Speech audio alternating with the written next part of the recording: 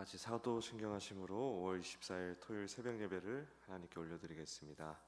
전능하사 천지를 만드신 하나님 아버지를 내가 믿사오며 그 외아들 우리 주 예수 그리스도를 믿사오니 이는 성령으로 잉태하사 동정녀 마리아에게 나시고 본디오 빌라도에게 고난을 받으사 십자가에 못 박혀 죽으시고 장사한 지 사흘 만에 죽은 자 가운데서 다시 살아나시며 하늘에 오르사 전능하신 하나님 우편에 앉아 계시다가 저리로서 산자와 죽은 자를 심판하러 오시리라.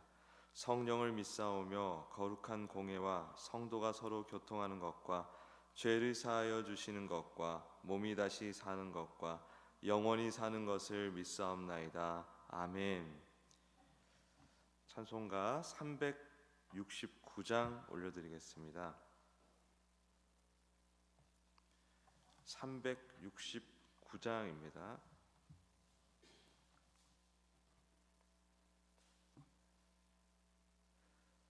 찬송가 369장. 죄짐 맡은 우리 구주 어찌 좋은 친군지 걱정 근심 무거운 짐 우리 주께 맡기세. 주께 고함 없는 고로 복을 받지 못하네. 사람들이 어찌하여 아랠 줄을 모를까. 시험 걱정 모든 괴로움 없는 사람 누군가. 부질없이 낙심 말고 기도 드려 아뢰세. 이런 진실하신 친구 찾아볼 수 있을까. 우리 약함 아시오니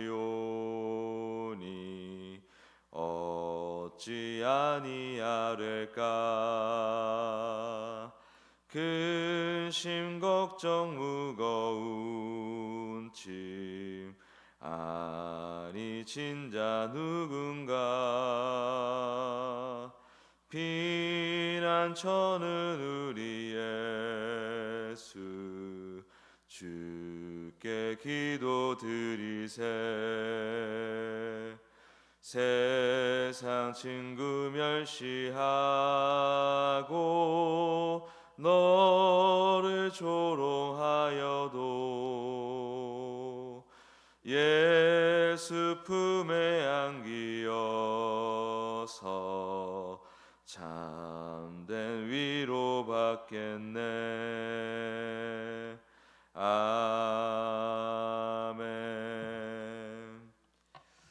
합심할 통성으로 기도하실 때 주일학교를 위해서 기도하기 원합니다. 선생님들을 위해서 중보하기 원하고, 또 주일학교가 정말 성령님의 충만하신 역사 가운데 예수 충만하며 부흥할 수 있도록 도와달라고 우리 기도하기 원합니다. 그리고 대통령 선거 하나님 뜻대로 세워주시고 하나님 뜻대로 사용해 주시옵소서. 우리 주여 한번 크게 부르짖고 기도드리겠습니다. 주여. 주님 감사합니다.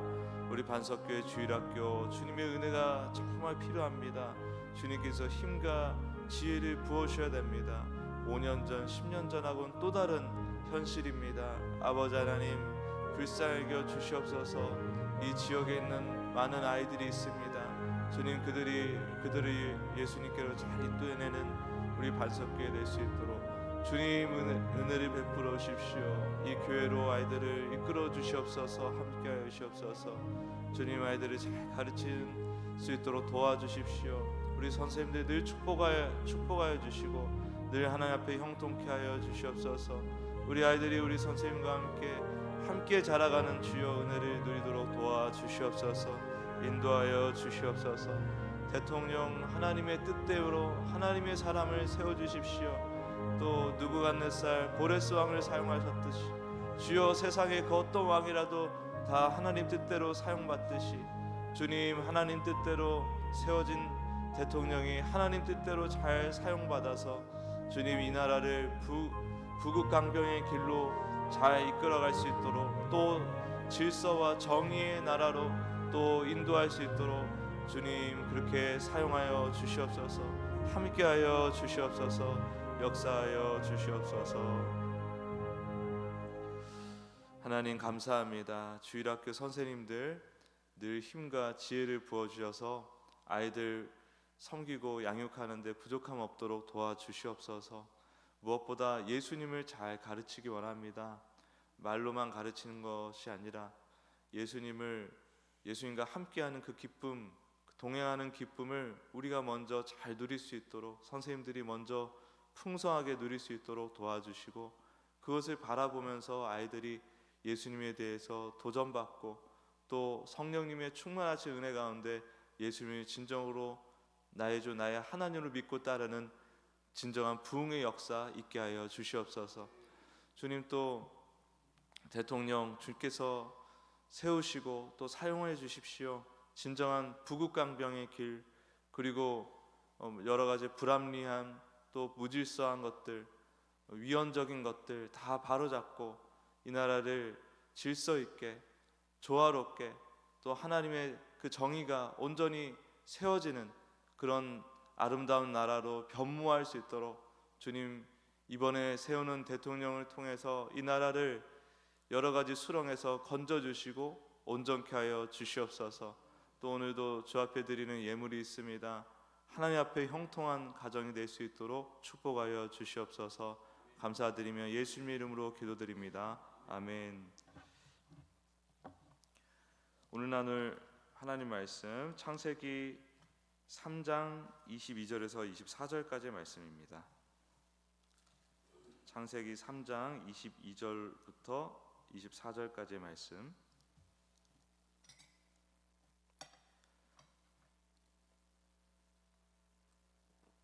네, 다 찾으신 줄 알고 같이 읽도록 하겠습니다. 시작. 여호와 하나님이 이르시되 보라 이 사람이 선악을 아는 일에 우리 중 하나같이 되었으니 그가 그의 손을 들어 생명나무 열매도 따먹고 영생할까 하노라 하시고 여호와 하나님이 에덴 동산에서 그를 내보내어 그의 근원이 된 땅을 갈게 하시니라.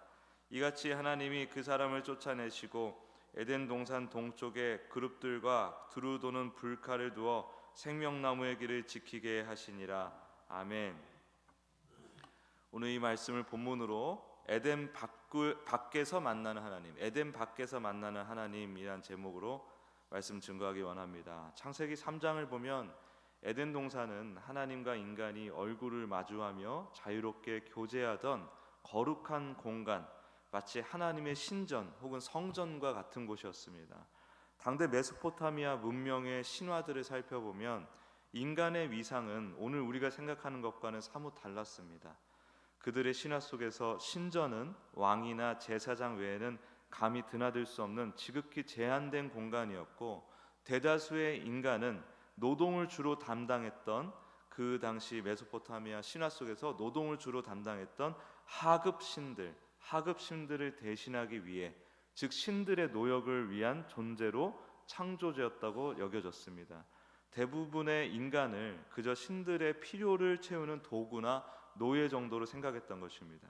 당시 사람들은 이러한 문화적 배경 속에서 자신들의 고된 삶과 또 낮은 신분에 대해 의문을 품기조차 어려웠을 것입니다. 그러나 창세기가 증언하는 에덴 동산의 이야기는 이와는 극명한 대조를 이룹니다. 그곳에서 하나님은 인간을 당신의 형상대로 지으시고 생기를 불어넣으시며 모든 것을 다스리는 복을 주셨습니다. 그리고 인간에게 찾아오사 함께 어울렸습니다. 인간의 지위를 하나님의 친구 혹은 가족으로까지 끌어올린 것입니다. 신과 함께 어울리는 존재, 그게 에덴 동산에 거하던 사람이었습니다. 에덴은 하나님께서 인간을 얼마나 깊이 사랑하시고 존귀하게 여기시는지를 보여주는 살아있는 증거였습니다. 하지만 인간의 불순종과 죄로 인해 이 특별한 교제의 장소, 하나님의 임재가 가득했던 충만했던 그 동산에서 그들은 쫓겨나게 됐죠. 생명나무로 가는 길은 그룹 천사들과 불타는 칼, 화염검에 의해 철저히 봉쇄되었습니다. 많은 이들은 바로 이 지점에서 그 영광스러운 시작이 무참히 꺾인 이 순간에 하나님의 이야기 그리고 인간의 이야기가 비극적으로 끝났다고 생각할지 모릅니다. 그러나 우리는 알고 있죠. 진실은 정반대라는 거. 바로 그 절망의 순간, 에덴의 문이 닫히는 바로 그 순간부터, 생명나무에 이르는 길이 닫히는 그 순간부터 인류를 향한 하나님의 위대하고도 놀라운 구속의 이야기, 구원의 여정이 새롭게 시작되는 것입니다. 하나님께서는 에덴 밖에서도 변함없이 인간을 만나 주셨고 오늘 이 시간까지도 그 만남을 간절히 이어가고 있습니다.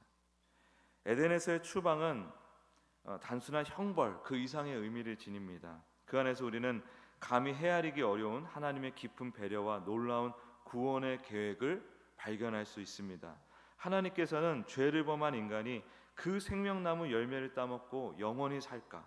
그러니까 죄를 범한 상태에서 생명나무 열매를 따먹고 영원히 살까? 그 죄 안에 갇힌 삶이 영원해질 것을 염려하여서 그 길을 막으셨다고 증언을 하죠. 한번 생각해 보십시오. 하나님과의 관계가 깨어진 상태로 죄악 가운데서 영원히 사는 것이 과연 축복일까요?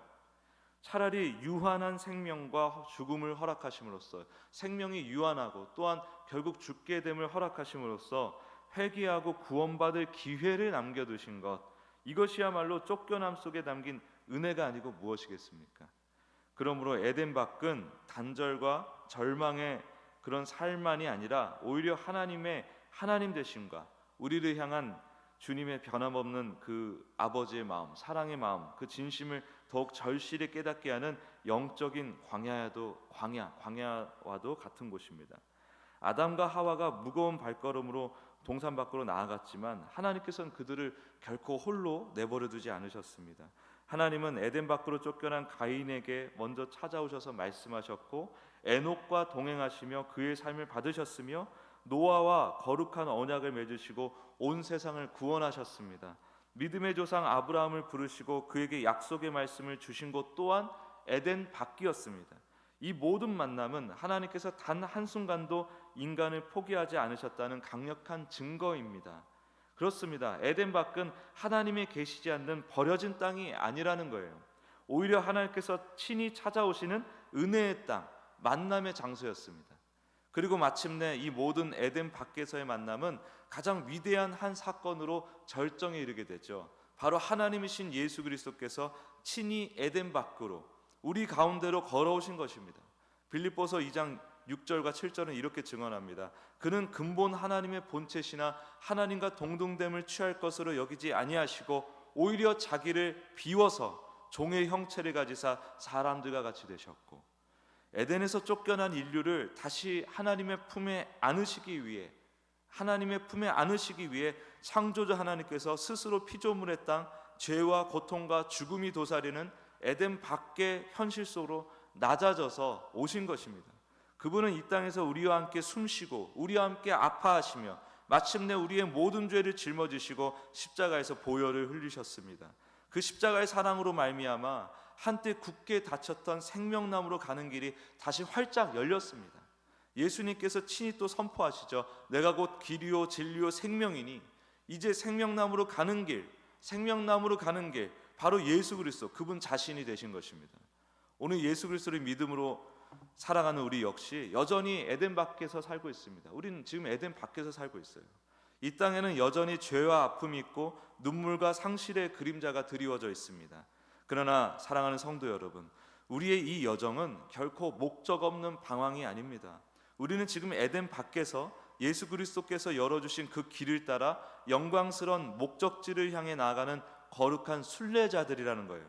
그 길의 끝에는 요한계시록 22장이 약속하는 새 하늘과 새 땅, 눈물도 슬픔도 없는 영원한 본향, 다시는 죽음과 고통이 없는 영원한 우리의 원래 고향, 우리 집, 생명나무가 다시 풍성한 열매를 맺고 있는 새 에덴이 우리를 기다리고 있습니다.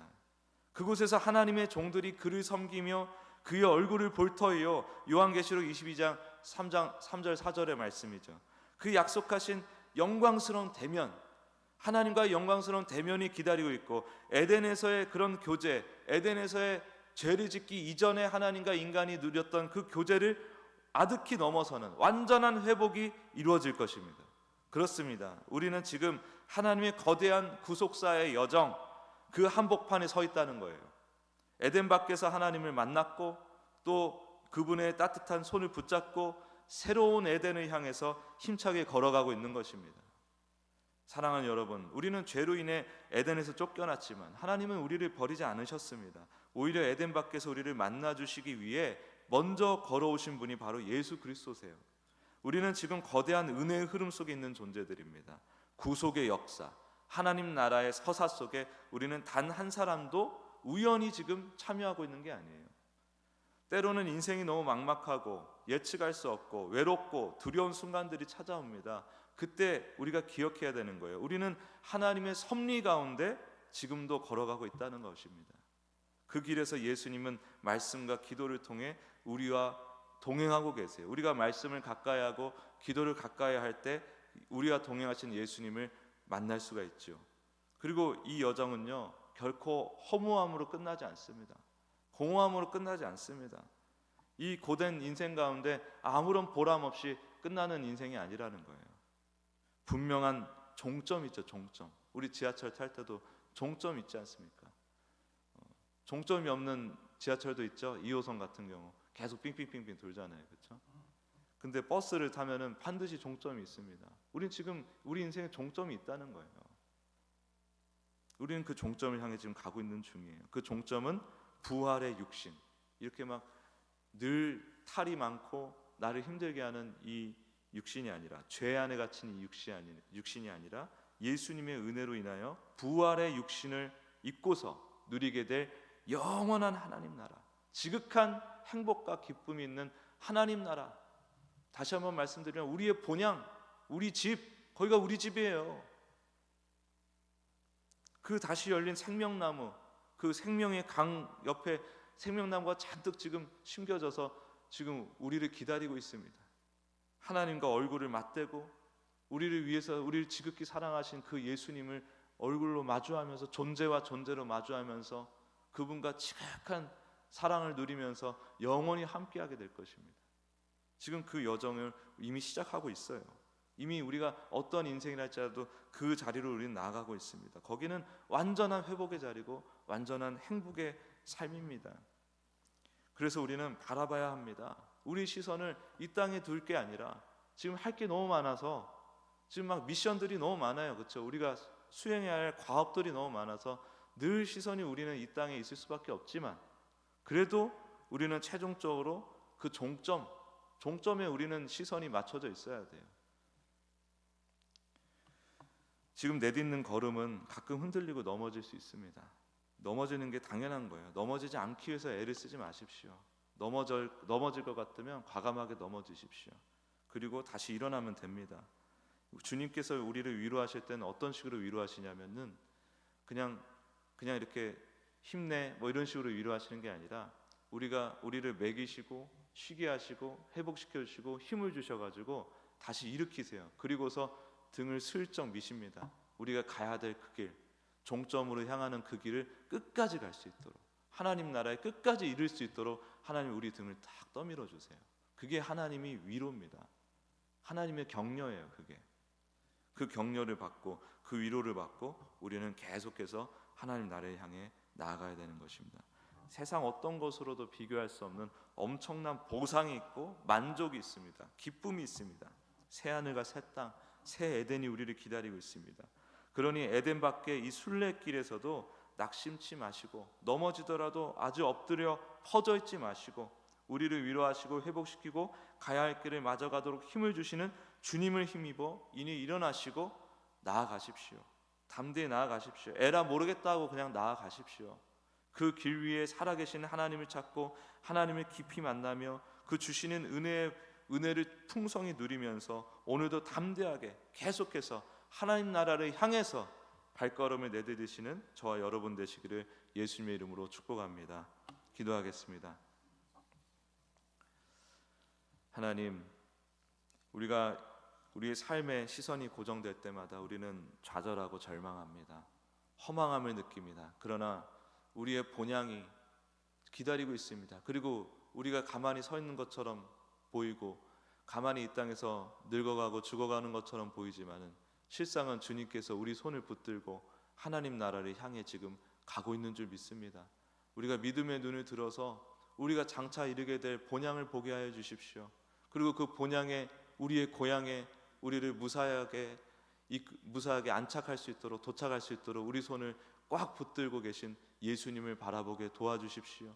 그것이 오늘을 살아가는 큰 위로와 격려와 힘이 될 것입니다. 주님, 믿음의 눈으로 예수님을 바라보고 하나님 나라를 바라보며 오늘 하루도 담대하게 힘차게 살아내는 주의 자녀들 될 수 있도록 축복하여 주시옵소서. 감사드리며 예수님의 이름으로 기도드립니다. 아멘.